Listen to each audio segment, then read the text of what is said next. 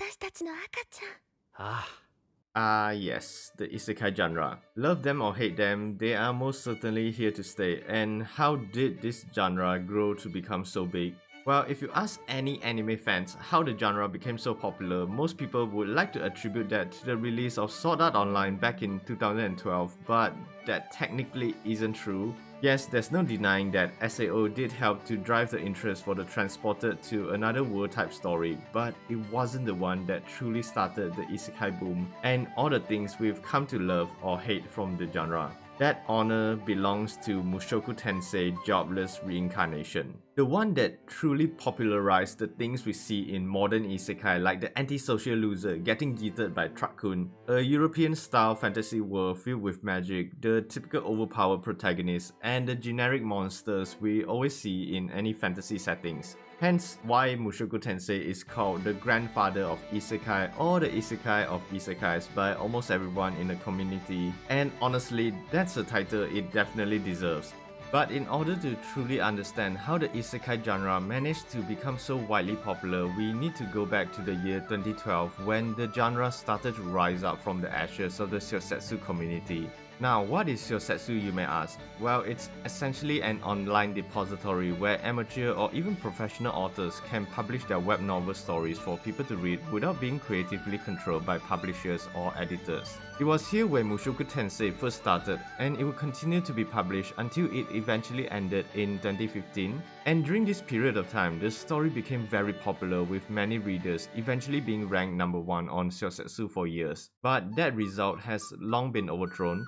But saying that Mushoku Tensei is the sole contributing factor to the isekai boom would just be ignorant of me, because 2012 was also the year when the now massively infamous show SAO first hit the anime scene. The moment when it was initially released, it definitely brought a surge of interest and hype for VR and stories relating to otherworldly elements, because at the time, there were not a lot of animes like this, so SAO itself also helped contributed to the massive influx of isekai light novels that we see today. And because of the huge success of the two series, many amateur authors started to take similar aspects that define this specific genre to create their own, which resulted in an influx of isekai titles to pop up like ReZero, Konosuba, Overlord, and many more. And yes, you've guessed it, most of these titles were heavily influenced by the tropes that Mushoku Tensei has pioneered. However, it's easy to call something the pioneer of a genre, and yet still age badly if the once original tropes it pioneered have become boring or overused cliches. But the key difference between Mushoku Tensei and every other isekais is that they don't change the typical isekai formula we are used to seeing. In fact, it doesn't do anything special at all, but it just somehow makes sense. I mean, it was considered the grandfather of isekais, so I guess it's to be expected that the tropes would definitely work for them and don't feel cliche. Rudy was an unpopular antisocial shut-in, and he lived a tough or rather scummy life in his previous world. He was bullied, abused, and had social anxiety, which led him to become the person he is today. A pervert, a low-life scum of society who did nothing all day but play video games and also watch hentai. I mean, he didn't even attend his parents' funeral, and he sure as hell didn't care about other people's feelings. And yes, it does feel like the author wanted us to hate and not like his character and that he got everything he deserves. However, he's not supposed to be a relatable main character that we can project ourselves on, and was never meant to be like that. He was a 36-year-old man with nothing going right in his life that gets thrown out of his house by his family and ultimately meeting his end thanks to Truck-kun.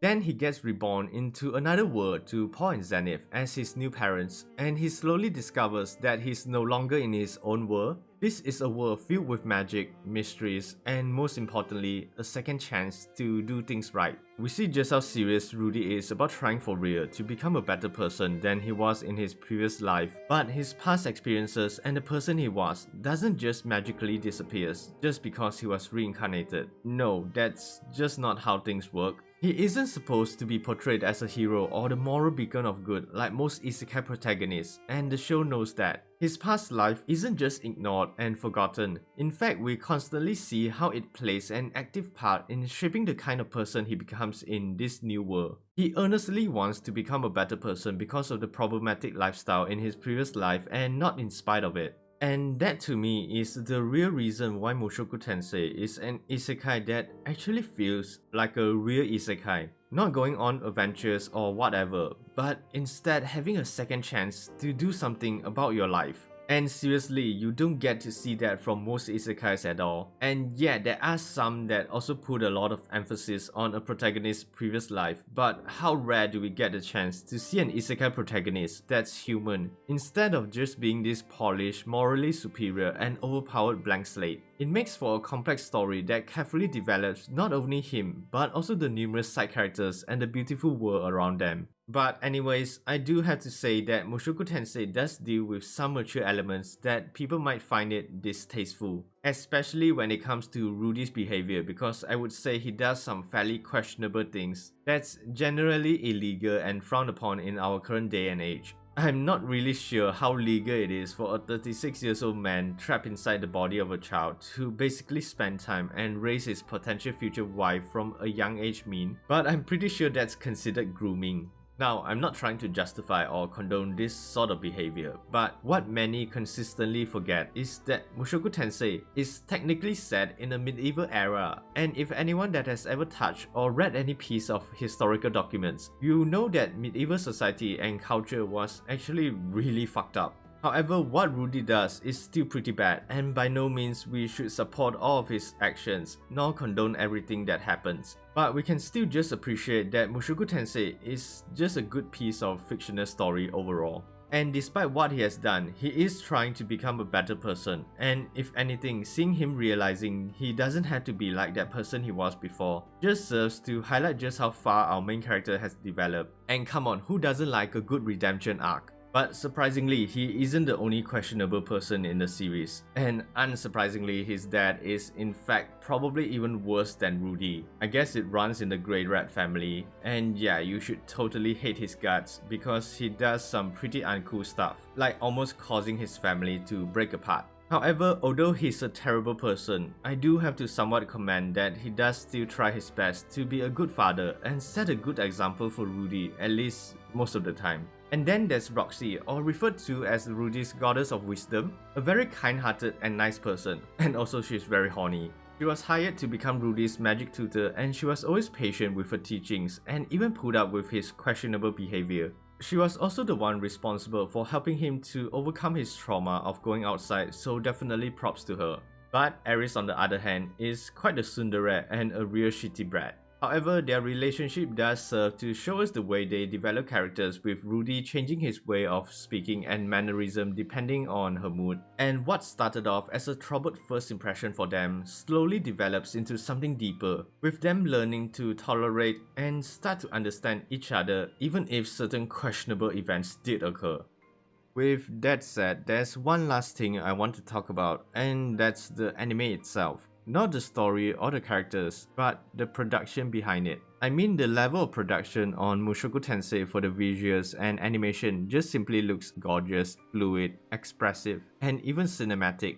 Now, it may come as a surprise that the studio working on this, Studio Bind, is a completely new studio formed between the management planning company Egg Firm and White Fox that first started out just helping out in Karakuri Circus before being the team that would handle and debut their first solo anime, Mushoku Tensei. With the amount of talented staff working on this, you know it's going to look insane and sound incredible. Like seriously, Studio Bind really isn't given enough credit at how amazing of a job they did with Mushoku Tensei. I don't know why, but somehow the show just has this subtle, filmy vibe to it. And honestly, I'm not saying this because of some crazy ass animated scene or an epic moment that happened. Yeah, the anime does have a lot of those kinds of scenes, but somehow that isn't what makes the show look so stunning. And I don't know how to exactly explain this, but for me it just simply gives off that level of class and high quality production that makes you think that the show is something that should not be considered a normal TV anime, but rather it has what it takes to join the likes of Your Name, A Silent Name, or Spirited Away as an anime movie deserving a place on the big screen.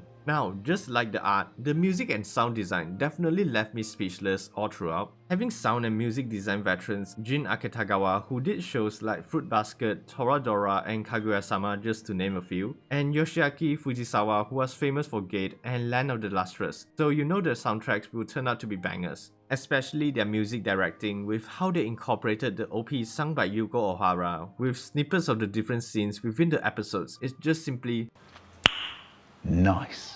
That's basically it for Mushoku Tensei. Again, with Studio Bind being a new studio that was actually created solely for Mushoku Tensei according to interviews, I do worry about the production suddenly stopping and leaving things open-ended for fans. Of course, they did announce the second core will be coming out this fall, but even then, I know there's still so much story left to tell, and I really hope the studio is able to at least continue adapting the stories that have yet to come, because the unique story of Mushoku Tensei definitely deserves to be given a chance to shine. Because at the end of the day, the show doesn't just revolve around a boy named Rudy who was reincarnated into a different world. He's someone that really wants to change and not become like the person he used to be and do something good with his second chance at life. Mushoku Tensei isn't just some generic isekai, and I personally think that it is the true embodiment of what an isekai is supposed to be. Not a story just about adventuring, slaying monsters, or saving the world, but instead a meaningful story about having another chance at,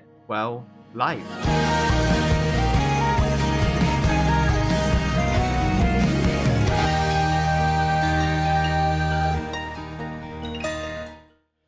Now, with that said, I hope you enjoyed the video, and I think Mushoku Tensei is worth watching and it's a great introduction to the isekai genre, so hopefully you guys will at least give it a chance despite some of the controversial elements it has. But if you did give it a chance and enjoyed it, be sure to come back to let me know your thoughts on the show. As always, be sure to subscribe to the channel for more anime reviews, and giving the video a like would help a lot too. Feel free to check out my previous video on why Vivy Fluorite song is amazing and how 86 is the mecha anime we needed. Thanks for watching, and as always, stay safe everyone.